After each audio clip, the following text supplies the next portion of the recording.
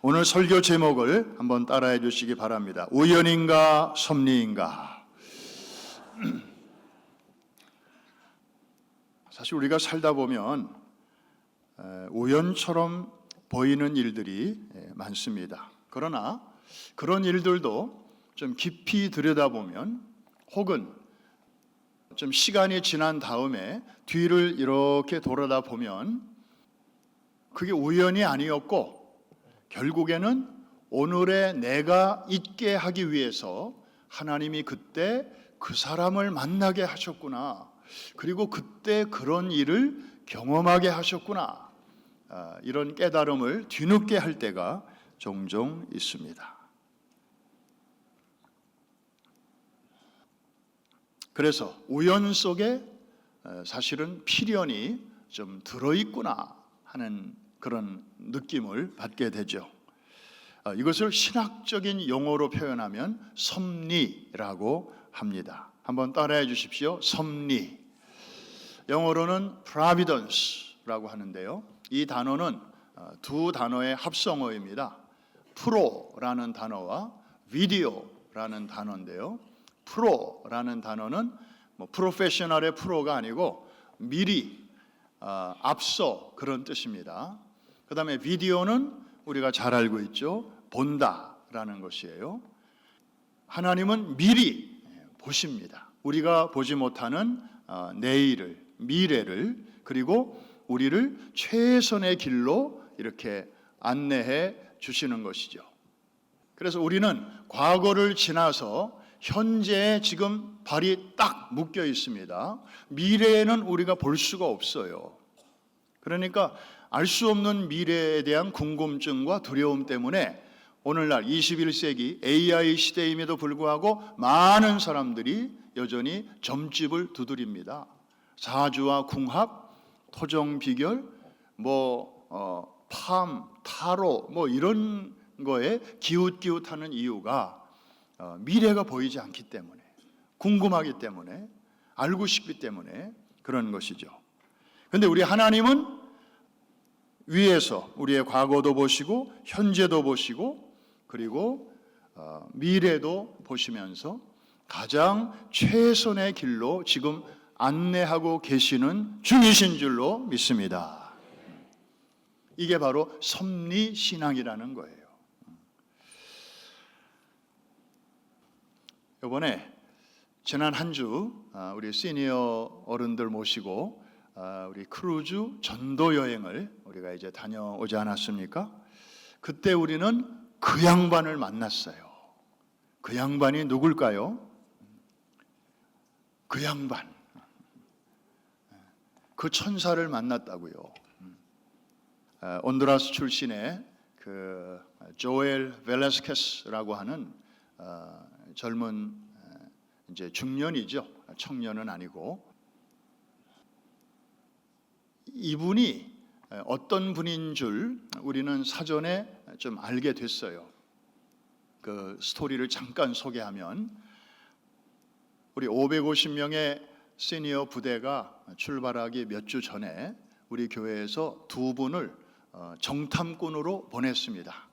사전 답사차 똑같은 시간에 똑같은 배를 미리 이제 타게 한 것이에요. 그래서 조금 있다가 이제 시니어들이 그걸 이용을 해야 되니까 어려운 점은 없는지, 또 참고해야 할 점은 없는지, 또 들어가는 절차는 어떤지, 또 숙소는 어떤지, 또 거기 시설은 어떤지, 음식은 어떤지 이런 거를 미리 한번 다 사전 점검하기 위해서 보냈는데 거기 이제 수잔 전도사님이 어느 여자 승무원하고 얘기하다가 당신 어디서 왔냐? 그래서 우리는 교회에서 왔는데 이제 몇 주 후에 우리 어르신들이 한 550명이 온다. 그랬더니 무슨 교회냐고? 그래서 프라미스 교회라고. 그런데 웬 교회에서 그렇게 많이 오냐고? 이제 승무원도 조금 깜짝 놀랐는가 보죠. 그래서 아마 자기 보스한테 이제 얘기를 한 거예요. 그랬더니 보스가 프라미스 교회? 그러면서 이제 눈이 번쩍 뜨인 거예요. I know that church. 그래서 이제 수잔을 한번 만나게 해달라 그래가지고 그 배 안에서 만나게 된 거예요.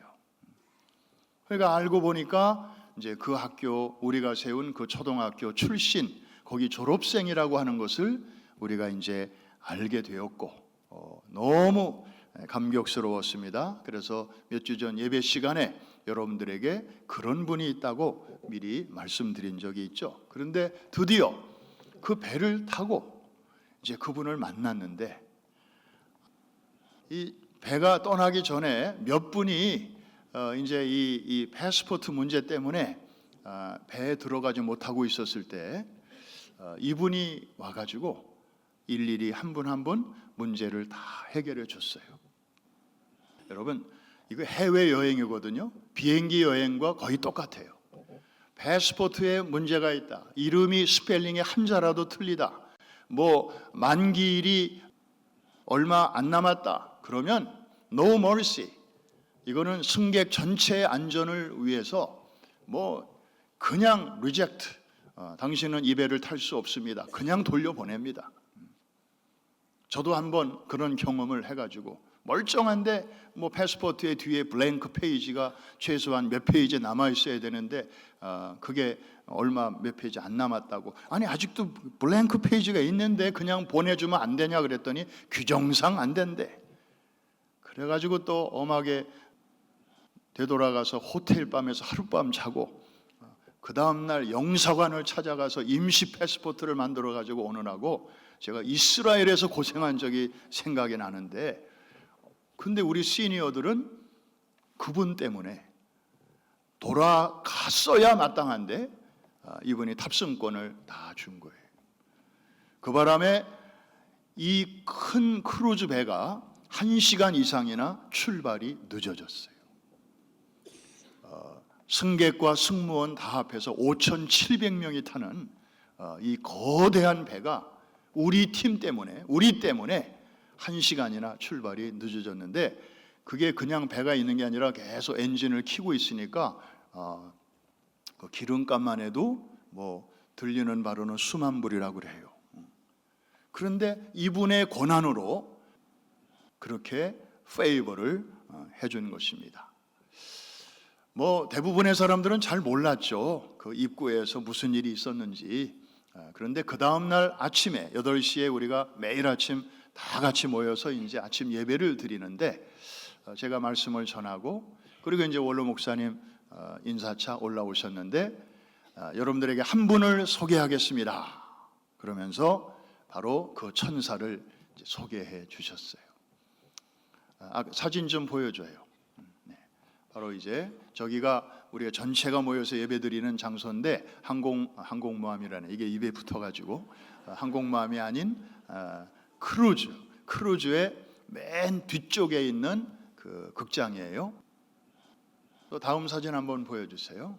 저 계급장을 보면 이게 노란 작대기가 이 여러 개일수록 직급이 높은 거예요. 그죠?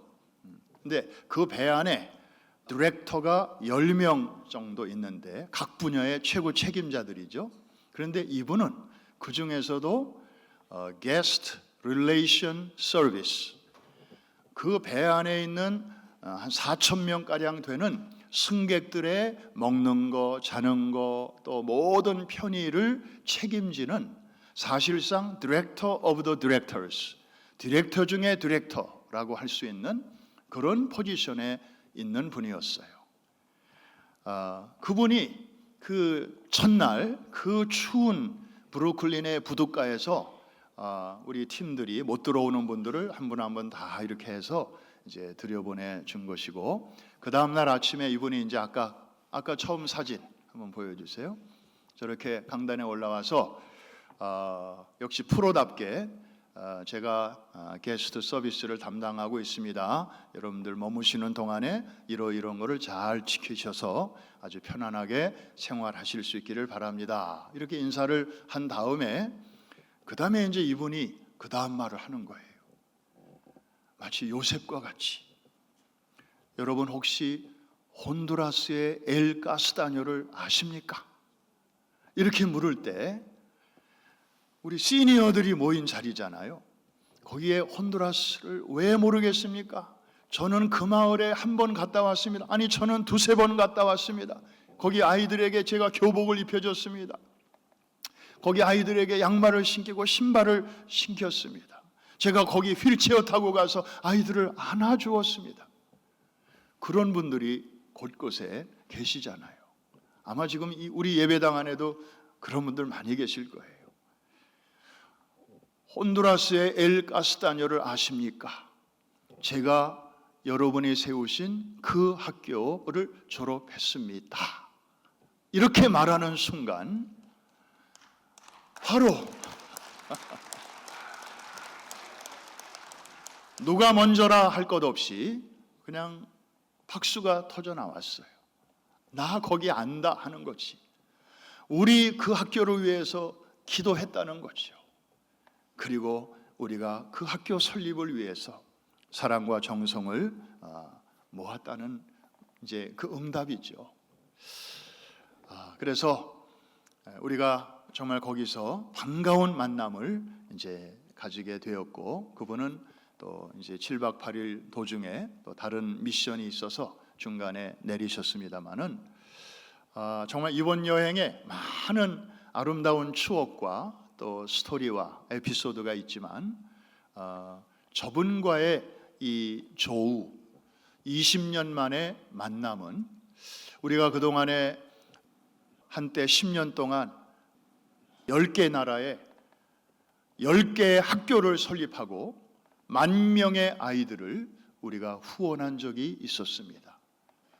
그 중에 어떤 학교들은 지금도 운영되고 있고, 또 어떤 학교들은 사정상 너무 운영이 어려워서 지금은 쉬고 있는 그런 학교도 있습니다만은, 그때 우리가 열심히 키웠던 그 아이들 20년이 지났으니까 이제 청년을 넘어 이제 중년이 되었을 텐데 그 아이들이 어디서 무엇을 하고 있을까? 우리는 그냥 막연하게 생각만 하고 있었는데, 그 중에 한 학생이 커서 저렇게 아주 영향력 있는 자리에서 또 우리를 만나게 되고 우리가 또 그 도움을 받게 되었으니 이 얼마나 이게 우연이겠습니까? 아니면 그 배후에 하나님의 섭리가 있는 것이겠습니까? 그런데 저 친구의 얘기 들어보니까 그때 어간에 졸업한 자기 친구들 중에서 변호사도 나오고 치과 의사도 나오고 이 전문직들이 많이 나왔다는 거예요. 자기들끼리는 지금도 연락하고 자주 만나고 한다는 것입니다. 할렐루야. 우리가 눈물로 뿌린 씨앗, 우리 하나님 앞에 큰 박수로 한번 영광을 올려드립니다. 눈물을 흘리며 씨를 뿌리러 나가는 자는 기쁨으로 그 단을 거두리로다. 하나님의 말씀이 우리의 삶의 현장에서 이루어지는 것을 우리는 보았습니다. 여러분, 오늘 우리가 룻기 2장으로 이제 막 들어왔습니다. 저는 이 2장을 읽으면서 제 눈을 의심했습니다. 왜냐하면 우연이라는 단어가 성경에 나올까요? 안 나올까요? 다시 묻습니다. 제가 아까 우연처럼 보이는 모든 일의 배후에는 하나님의 섭리가 있다라는 것을 잔뜩 강조했는데, 자, 성경에 우연이라는 말이 있을까요? 없을까요? 제 귀에는 앞에 첫 글자가 중요한데 첫 글자는 잘 안 들리고 어요만 들려요. 그러니까 있어요? 없어요? 자, 우리 3절 한번 보겠습니다. 3절, 그 단어가 나오는지 안 나오는지 한번 보겠습니다. 다 같이 시작. 롯이 가서 베는 자를 따라 밭에서 이삭을 줍는데 엘리멜렉의 친족 보아스에게 속한 밭에 이르렀더라. 아이고, 이 단어가 나오네. 놀랍기도 하고 반갑기도 하고, 성경에서도 이런 단어를 이렇게 쓰네. 우선 이 상황을 잠깐 말씀드리면요, 이제 이 젊은 며느리 룻이 나이든 시어머니 나오미를 모시고 고향인 모압 땅을 떠나 요단을 건너 이제 베들레헴에 도착을 했습니다. 전에 베들레헴을 덮쳤던 흉년은 끝나고 어느새 농부들이 씨앗을 뿌렸고 이제 추수기가 된 것입니다. 보리를 추수하는 그런 시기가 되었어요.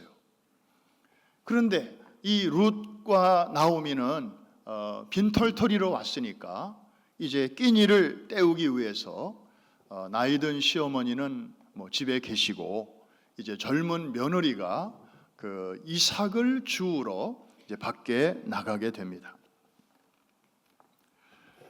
율법에 의하면 부자들은 추수할 때 다 베지 말고 논이나 밭에 모퉁이는 그대로 두어야 했습니다.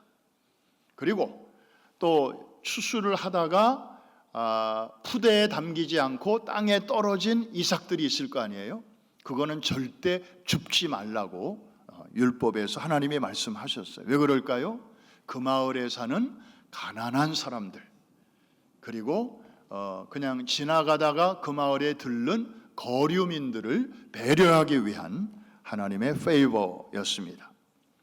그런데 여러분, 지금 이 시대가 어느 시대입니까? 사사시대 말기 아닙니까? 하나님의 말씀이 선포되지 못하고 하나님의 이상이 보이지 않는, 그래서 백성들은 자기 소견에 오른 대로 지멋대로 행하고 있었고, 영적인 지도자들은 이 영적인 그 통찰력이 아주 무뎌진 그런 시대였습니다. 그래서 이 율법이 지켜질 리가 없었지요. 부자들은 그냥 더 악착같이 저 모퉁이에 있는 벽까지 다 추수를 하고 있었고, 그리고 일꾼들은 바닥에 떨어진 것까지 다 주워가는 그런, 그래서 이삭 줍기도 쉽지 않았던 그런 때였습니다. 그런 상황에서 끼니를 해결하기 위해서 바깥으로 나간 룻에게 하나님께서 어떤 은혜를 주시는지 우리가 이제부터 한번 보려고 하는 것입니다. 정말 우연처럼 보이는 것에 하나님의 섭리가 어떻게 나타나는지, 자, 한번 볼까요? 5절에 보면 룻이 보아스의 밭에서 이삭을 줍던 중에 보아스의 눈에 뜨입니다. 아니, 그 전에 그 베들레헴에 그 밭이 굉장히 많거든요. 베들레헴이라는 동네 이름의 뜻이 떡집이라는 뜻이거든요. 거기 아주 밀로 만든 빵집이 많아요. 지금도 가면. 그러니까 이 목자들의 들판이라고 해서 이렇게 그 밀이나 보리밭들이 많아요. 주인이 다 이제 제각기 있는 거죠. 그런데 이 룻이 그 많은 밭 중에서 보아스의 밭이 어디에 있는지 알게 뭐예요? 보아스는 지금 알지도 못하는데, 그래서 좀 이삭이 어디에 있나 자꾸 찾다가 좀 있어 보이는 그 밭에 이제 간 거예요. 갔는데 3절에 보니까 우연히 엘리멜렉의 친족 보아스에게 속한 밭에 이르렀더라. 이렇게 된 것이죠. 우연처럼 보였죠. 이게 사람의 관점에서는 우연이었어요. 그러나 하나님의 관점에서는 그게 섭리였던 것이죠. 그 많은 밭 중에 하필이면 보아스의 밭에 간 것이니까요. 자, 5절에 보니까 이삭을 줍던 중에 이 여인이 보아스의 눈에 이렇게 들어옵니다. 이게 또 하나님의 두 번째 섭리였어요. 그래서 8절에 보면 보아스가 사람을 시켜서 저 여인이 나오미의 며느리라는 것을 듣고 나오미 우리 친척 엘리멜렉의 아내인데 돌아왔구나. 그러면 저 여인에게, 젊은 여자에게 말해서 이 밭 저 밭 돌아다니지 말고 그냥 내 밭에서 이삭을 계속 주우라고 전해라. 이제 또 이런 연락이 가게 된 것이죠. 그 다음에 일을 하다 보면 들판에서 목이 마르잖아요. 그럴 때 보아스가 저 여인에게 물을 마음대로 와서 마실 수 있도록 편의를 제공해라. 게다가 12절에 가면 드디어 룻과 보아스가 만나서 대화를 합니다. 그 전까지는 종을 통해서 간접 대화를 했는데 이제는 직접 대화를 시작하는 거죠. 그리고 13절로 가면 이 남자와 여자가 함께 식사까지 합니다. 그리고 16절로 가면 이 보아스의 지시를 따라서 일하는 일꾼들이 일부러 이삭을 떨어뜨려요. 추수하다가 일부러 땅에다가 그 이삭을 누구를 위해서? 룻을 위해서 그렇게 했던 것이죠. 그렇게 해서 탈곡을 해가지고 푸대에 넣어 보니까 그날 하루 모은 곡식의 양이 한 에바쯤 됐더라 그랬는데, 이것은 오늘날 쌀로 말하면 20kg 쌀 한 포대 정도 되는, 우리 주부들은 감이 올 텐데 저는 통 감이 안 와요. 20kg 쌀 한 포대. 감이 오는 분들만 아멘. 하마터면 이 보아스가 이런 편의를 제공해 주지 않았더라면 룻은 이 밭에서 조금, 또 저 밭 가서 찔끔, 뭐 그러면 그냥 이리 이동하고 저리 여행하고 그러면서 아마 절반도 채우기 어려웠을 텐데 이렇게 편안하게 문제를 해결할 수 있게 된 것입니다. 자, 이 룻에게 임한 은혜는 이게 전부가 아니었어요. 2장 후반부로 넘어가면 이 보아스라는 사람이 이 나오미와 엘리멜렉 부부의 집안에 소위 기업을 물을 자 중에 한 사람이라고 하는 소개가 살짝 나옵니다. 이거는 앞으로 3장과 4장에 전개될 그 보아스와 룻의 아름다운 사랑 이야기를 암시하는 하나의 그 복선 역할을 하고 있습니다. 그날의 만남은 우연처럼 보였지만 우연이 아니었던 것이죠. 여러분, 기업을 물을 자, 이거 굉장히 룻기를 이해하는 데 있어서 중요한 개념이기 때문에 잠깐 소개합니다. 그 당시에는 사람이 이렇게 물질적으로 쫓기다 보면 자녀도 몇 년 동안 이렇게 남의 집에 종으로 보내는 수가 있었어요. 돈을 받고. 그리고 땅도 뭐 팔아 넘길 수 있었죠. 근데 원래 땅은 팔면 안 되는 것이었어요. 땅의 주인은 하나님이시기 때문에 뭐 다른 물건은 사고 팔 수 있지만 땅은 아예 처음부터 그냥 땅으로 있었기 때문에 그거를 사람이 사고 파는 것은 구약시대의 율법은 허락하지 않았어요. 근데 오죽하면 얼마나 힘들면 땅을 팔았겠는가. 그래서 이제 어쩔 수 없이 팔았던 땅이나 또 자녀를, 가족을 다시 되찾아와야 되는데 본인에게는 능력이 없어요. 그럴 때 친척 중에 좀 재력이 있고 그리고 유력한 사람이 이 힘이 없는 이 집을 위해서 자기가 대신 빚을 갚아주는 거죠. 그래서 자녀도 돌아오고 빼앗겼던 땅도 이렇게 찾을 수 있도록 해주는 사람이 있었는데, 그런 사람을 가리켜서 기업 물을 자라고 했던 것입니다. 한번 따라 하실까요? 기업 물을 자. 이게 결국에는 장차 오실 예수 그리스도에 대한 그림자예요. 원래 우리 거였는데 빼앗겼어요. 근데 우리 힘으로는 찾아올 수 없어요. 그거를 다른 사람이, 힘 있는 자가 와서 빼앗겼던 모든 것을 회복해 해주는 그런 고마운 구원자죠. 이게 바로 기업 물을 자였어요. 하필이면 룻이 그 많은 베들레헴의 수많은 밭 중에서 이 보아스의 밭으로 들어간 것부터 시작해서 결국에는 그와 한 가정을 이루게 되고, 그리고 그의 가문을 통해서 메시아가 오시는 길이 준비되는 이런 사건을 우리가 보면서, 그리고 우리가 이번에 크루즈 여행에서 20년 전에 세웠던 그 학교의 졸업생 중에 한 사람이 우리가 어려움을 당했을 때 정말 꼭 필요한 시간에, 아주 골든 타임에 이렇게 나타나서 그 세대들을 도와주고 또 격려해 주었던 이 사건을 보면서, 이야, 정말 우리 인생의 일거수일투족을 우리 하나님께서는 무심코 혹은 우연히 지나지 않게 하시고 우리의 삶을 항상 지켜보시고, 그리고 배후에서 섭리하시고 인도하시는 줄로 믿습니다.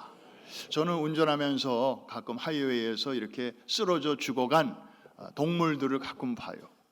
쟤네들은 어쩌다가 이렇게 길을 가다가 저렇게 치여서 죽었나. 동네 앞길에 다람쥐들이 또 길가에 이렇게 가죽만 남아있는 그런 모습도 가끔 봅니다. 이건 우연일까 필연일까? 사실 말 못하는 그런 동물들이 여기저기 죽어져 있는 모습을 보면 꼭 우연 같아요. 시쳇말로 말해서 쟤는 어떻게 어쩌다가 재수 없이 저렇게 지나가는 차에 앞바퀴에 치였든 뒷바퀴에 치였든 저렇게 의미 없이 저렇게 쓰러져 있을까? 그런데요, 여러분, 그렇게 생각할 것만은 아니에요. 우리의 이 고장난 관념을 우리가 바꿔야 돼요. 나에게 관련된 것은 섭리고 필연이고, 나와 아무 상관이 없는 것은 우연으로 치부하는 이런 아주 고장난 관념이 우리 안에 있어요. 사실은 그게 아닌데. 자, 우리 한번 마태복음 10장 넘어가 보겠습니다. 이 말씀이 결론적인 말씀입니다. 마태복음 10장 29절에서 31절까지 같이 봅니다. 시작. 참새 2마리가 한 아사리온에 팔리지 않느냐. 그러나 너희 아버지께서 허락하지 아니하시면 그 하나도 땅에 떨어지지 아니하리라. 너희에게는 머리털까지 다 세신 바 되었나니 두려워하지 말라. 너희는 많은 참새보다 귀하니라. 참새 얘기입니다. 아주 작은 새 얘기입니다. 여러분의 집 앞에 창문 너머로 보이는 전깃줄에 앉아있는 참새들, 도대체 쟤네들은 언제 태어났으며 몇 년을 살다가 이번 겨울을 날 수 있을까? 또 쟤네들은 언제쯤 생을 마감할 것인가? 우리는 알 길이 없죠.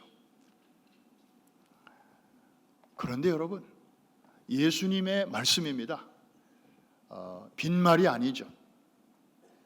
누구나 알아듣기 쉽도록, 어린이도 노인도 알아듣기 쉽도록 하늘의 진리를 땅의 언어로 저렇게 말씀하신 거예요. 참새 2마리. 아버지께서 허락하지 아니하시면 결코 땅에 떨어지는 일이 없다. 너희들은 머리털 하나까지라도 다 세신 바 되었다. 아멘 안 하시죠? 아멘이 안 나오죠? 아유, 설마 하나님이 그냥 표현이 그렇다는 거겠지. 아니, 예수님이 뭐 빈말 하시는 분입니까? 우리처럼 그냥 있지도 않은 그런 말을 그냥 이렇게 듣기 좋으라고 하시는 분입니까? 아니에요. 예수님은 그 말에 권세가 있어요. 저는요, 우리 히슬라이프 할 때 나사로가 무덤 문을 열고 나오는 장면이 있잖아요. 저는 그 장면을 볼 때마다 이런 생각을 해요. 나사로스, 뭐라고 그러죠? 그 다음에 Come forth, 이렇게 나오라고 예수님이 소리를 칩니다. 저는요, 나사로스, 이 말을 예수님이 하셨길래 나사로가 혼자 나왔지, 예수님이 만일에 그 말을 빼먹고 Come forth 이렇게 말했더라면 그 시간에 이 지구에 있는 모든 무덤 안에 있는 사람, 시체들이 다 걸어 나왔을 거예요.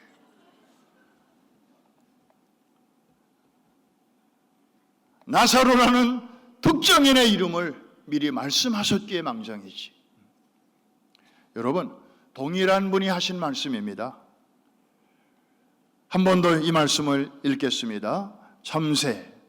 참새와 여러분을 한번 비교하면서 같이 한번 읽어보겠습니다. 시작. 참새 2마리가 한 아사리온에 팔리는 것이 아니냐. 그러나 너희 아버지께서 허락지 아니하시면 그 하나라도 땅에 떨어지지 아니하리라. 너희에게는 머리털까지 다 세신 바 되었나니 두려워하지 말라. 너희는 많은 참새보다 어떠하니라? 귀하니라. 믿으시면 아멘 하십시다. 여러분, 많이 좀 이렇게 힘들고 좀 이렇게 하나님이 내 사정을 과연 아시기나 할까? 그런 순간이 온다면 여러분, 이 말씀을 묵상하시기를 바랍니다. 너희는 참새보다 귀하지 아니하냐. 누가 이 말씀을 묵상하다가 아름다운 노래를 만들었습니다. 그리고 시스터 액트 2라고 하는 세계적인 뮤지컬 안에 그 노래를 집어넣었습니다. 유명한 가수들이 많이 불렀습니다. 그 노랫말이 아주 참 우리에게 와닿습니다. His eye is on the sparrow. 그의 눈은, 하나님의 눈이죠, 참새에게도 머물러 있다네. 이런 아름다운 가스펠송인데 우리말 가사가 참 마음에 와닿습니다. 나는 왜 자꾸 낙심이 될까요? 절망의 그림자는 왜 자꾸 다가오는 걸까요? 왜 내 마음은 그지없이 외로운 것일까요? 그리고 왜 하루속히 이 세상을 떠나 천국에 가고 싶은 걸까요? 아마 삶이 굉장히 힘들고 좀 비참하게 느껴지는가 봅니다. 하지만 주님이 내 마음에 들어오신 후에 끝까지 변치 않는 유일한 친구는 바로 예수님이에요.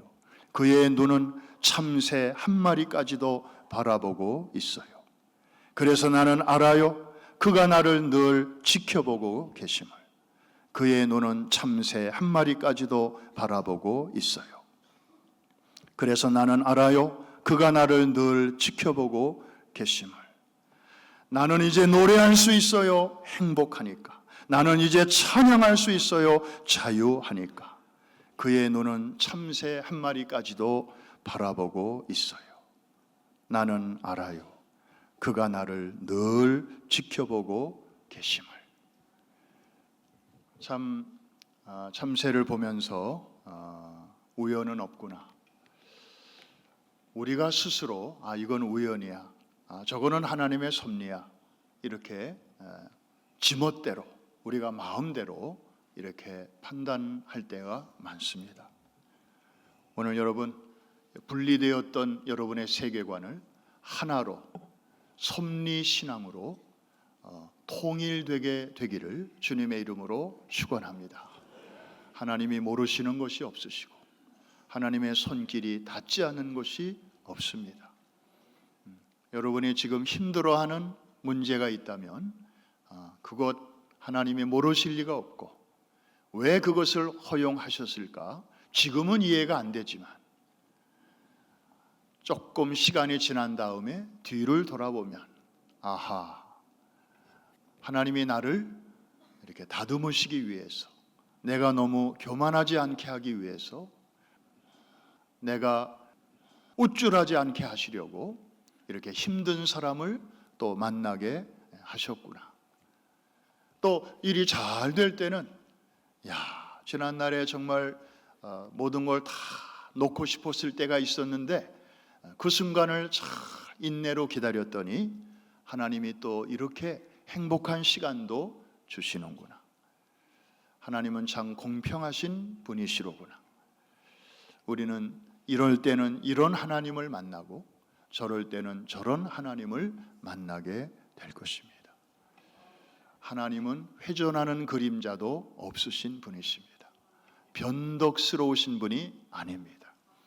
우리에게 항상 결론적으로 좋은 것을 주시기를 원하시는 좋으신 하나님이심을 믿으시면 큰 소리로 아멘 하십시다.